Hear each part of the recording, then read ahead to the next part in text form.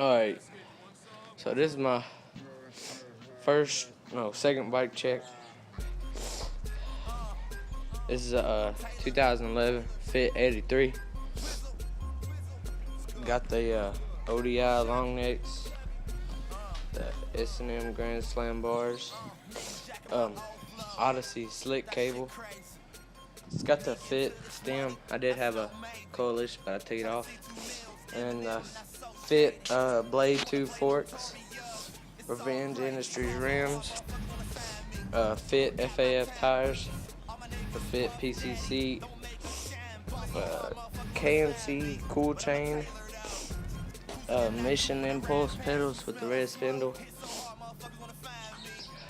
I think that's it.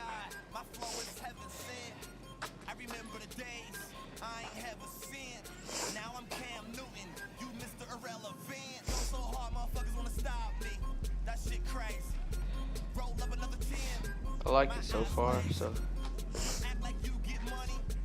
oh yeah, and I got the ramp brake lever, the hinge lever right there.